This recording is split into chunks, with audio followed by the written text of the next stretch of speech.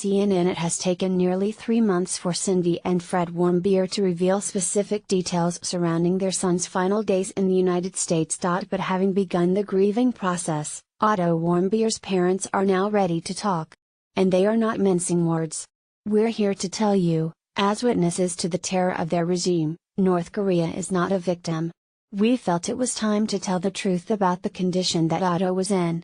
Fred Warmbier's statement came during a live interview with Brooke Baldwin, one that, for the first time, helped answer many questions. For starters, in what condition did the Warmbiers find their son when the family was reunited upon his return from North Korea?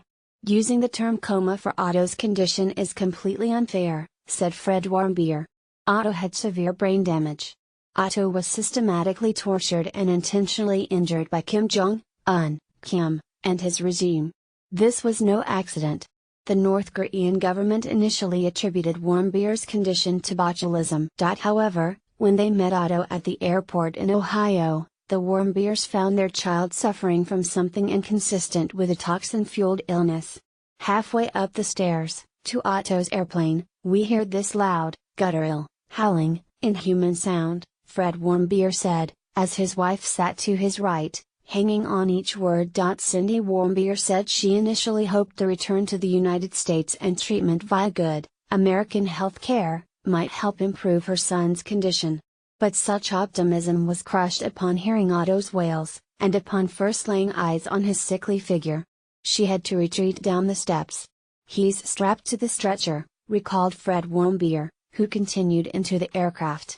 "He's moving around, and jerking violently, making these howling and inhuman sounds." Admitting that they simply weren't prepared to find their son this way, the Warmbiers shared further details with the stunned Baldwin. "He has a shaved head. His eyes are darting around, they're as big as saucers," Fred Warmbier continued. "He's blind, he's deaf, he's got a feeding tube." Fred Warmbier was joined by his other son, Austin, during this first visit with Otto, and the pair desperately tried to connect with the family member who'd been missing from their lives for 17 months. But it was a lost cause. 2 days after his return to the United States, Otto Warmbier's fever spiked, and 4 days after that, he was gone. Bottom teeth that appeared rearranged, a large scar running the length of Otto's right foot, hands and legs best described as totally deformed. "That's why they released him," added Cindy Warmbier. "They didn't want him to die on their soil." Despite such a breadth of medical inconsistencies, and so many inexplicable details regarding Otto's condition, the Warmbiers opted not to have an autopsy done. For them, their son had already been through too much. Otto was abandoned by his family, his country, and the rest of the world, Fred Warmbier said. Ultimately, when Kim Jong-un made the decision, Otto was tortured, and essentially murdered. Enough. Enough. Cindy Warmbier's reason for refusing an autopsy: "I wasn't going to let him out of my sight," she told Baldwin, adding, "and I didn't." The Warmbiers have received no information from the US government, but they say we don't need it.